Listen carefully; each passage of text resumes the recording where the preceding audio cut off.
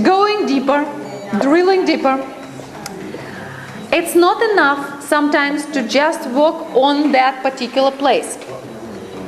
Yes, our active site. Dr. David, may I have a... Yep.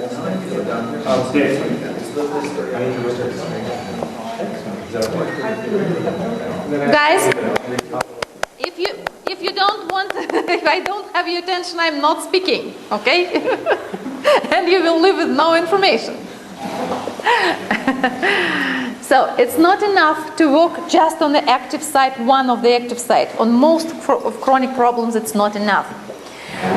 Remember, we were talking that our energy cyst that is sitting inside will be reflected in several different areas of the body.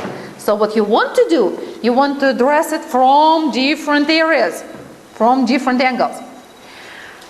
The most logical places to go next would be, and don't ask me why, but it is, working with symmetries or symmetrical parts of the body. Let's say if you have frozen shoulder on the left, your symmetrical place would be your right shoulder, but that's only if we consider vertical symmetry. Here is our Da Vinci's man. And Da Vinci's man can be divided vertically in two halves, right and left, but he also can be divided horizontally, top and bottom. And he also can be divided, by the way, this way, right? So front and back. All these dimensions can have symmetries. So if I have a pain in the front of my left shoulder, my symmetrical places will be front of my right shoulder.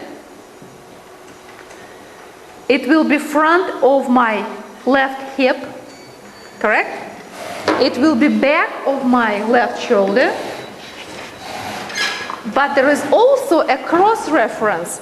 We call it the body cross, like this.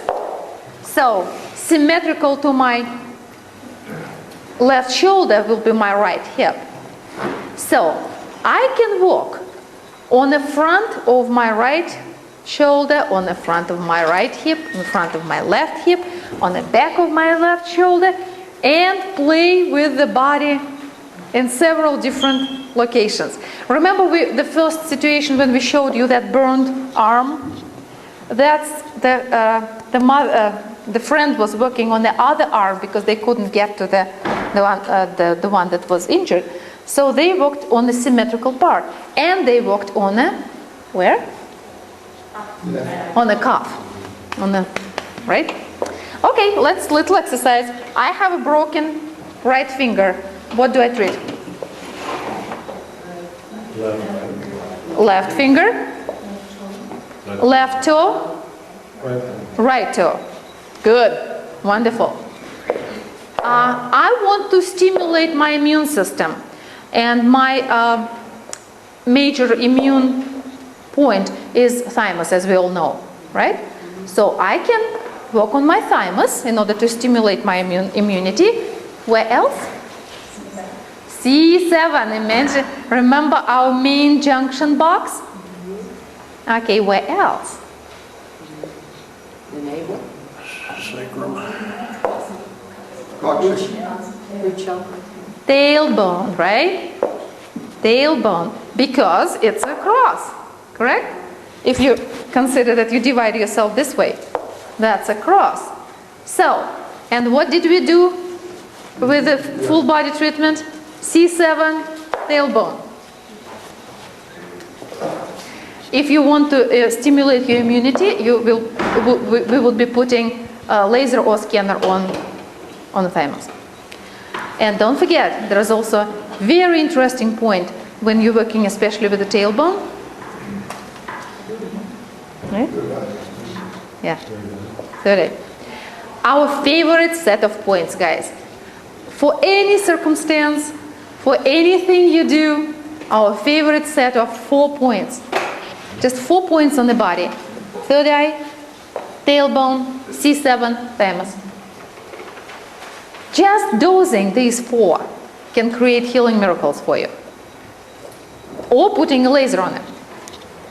Now, if you have a fusion, it's even better because you can put the scanner on one and the laser on the other one. And then you can do this. And if I'm dealing with my shoulders, I can put laser on my one shoulder and the scanner on the other shoulder, or I can shine both on one and both on the other. Remember, one gives energy, another one organizes that energy. So that would be working with the symmetrical and opposite and symmetrical points. That makes sense? Makes sense. Don't forget, active site is your main one. But after that, go to the symmetrical parts. One or the other, depending on time. If you can work with all of them, wonderful. If you can work just one, good too. But that's not all. Because the other point, every part in our body has representation in our spinal cord or in the brain, right? So we want to find that point that correlates to that part of the body. So let's say if I have my broken right finger, my corresponding vertebra most likely will be like C5, C6, correct? Somewhere. If I have my, let's say, gallbladder problem, then my corresponding vertebra most likely will be T4, T5. So that's where I want to go.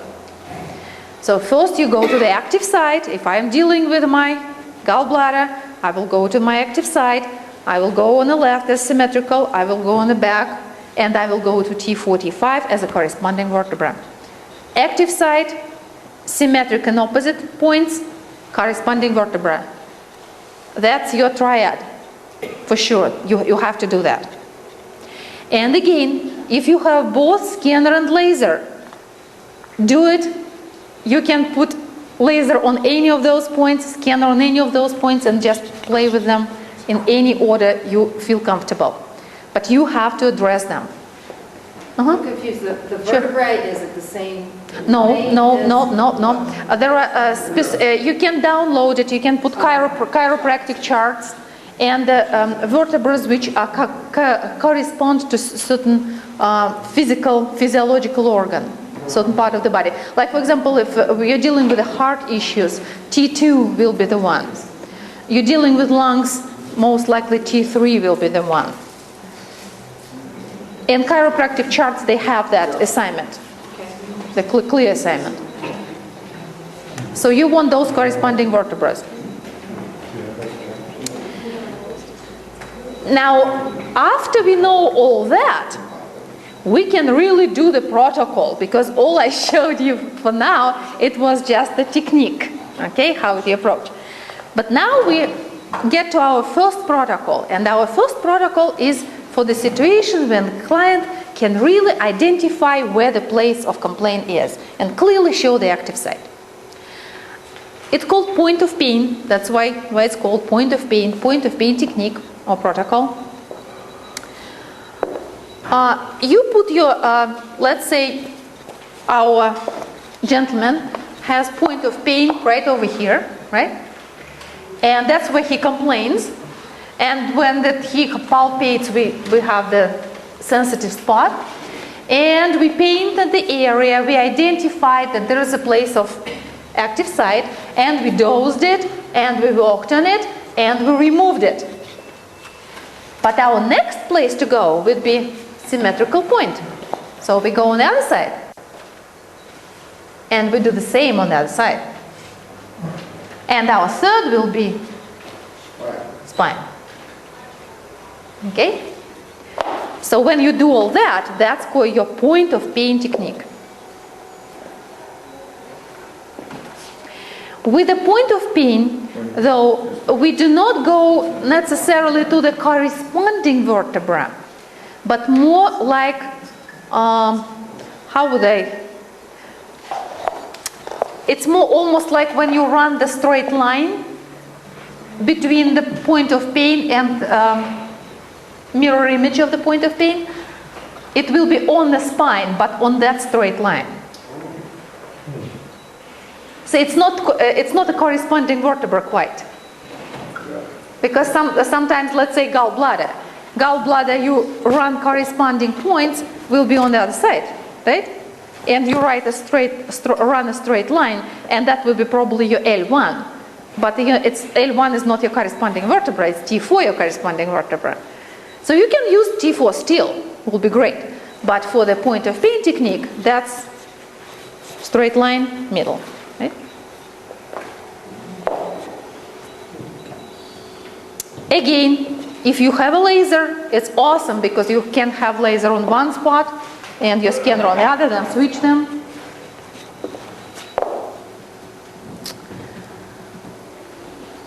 The second technique, which is even more interesting, is also point of pain, but it's called range of motion.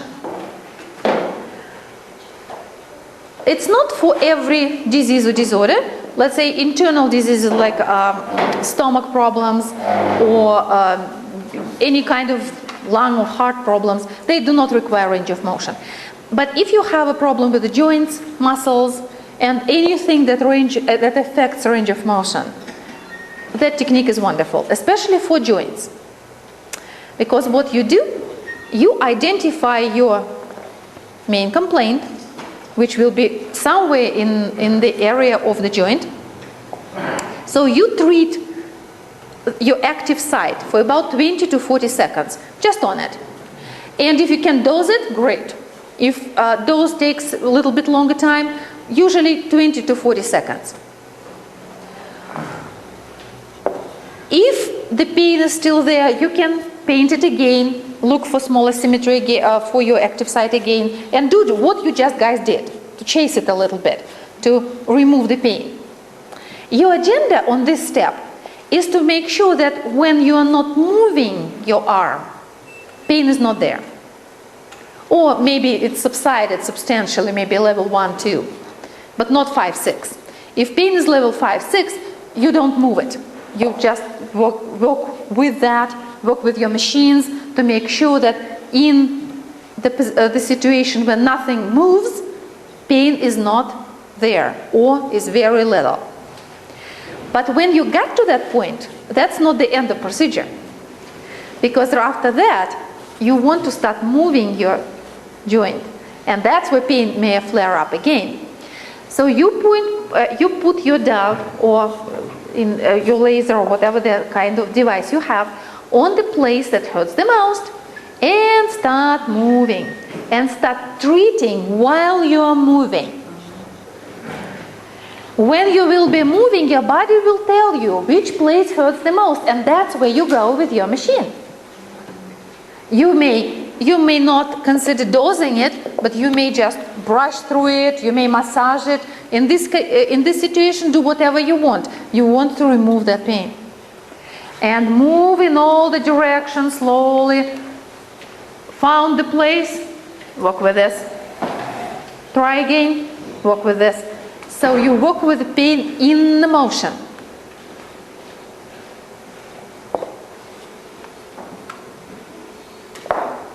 And you will be chasing the pain until you get a good gain. This is the best way of actually restoring range of motions. That's the best way I know to work with frozen shoulders or with kind of arthritic pain, because just removing the pain is not enough. As soon as your client will start moving the joint, it will flare up.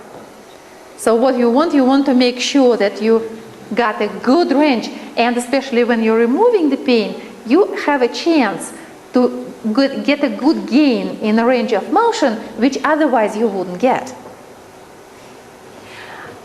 When we're working with frozen shoulder, that's what we want. We want to get a gain in the range. And this is difficult because you get to the point of pain and they don't move it any further because it's painful. And if you start forcing it, it's not going to do you any good. You don't want to force something that the body doesn't want to do. Body creates a pain for a reason. It screams at you that, don't move, you can't damage me. So you don't want to do that. You want to remove pain, and only if the body allows you to get a gain. And you may gain maybe 5-10 degrees, But for frozen shoulder, 5-10 degrees at a time, it's damn good gain. And imagine you get 10 degrees one session, and then 10 degrees again, and then 10 degrees again. And in a week, your frozen shoulder is back to normal.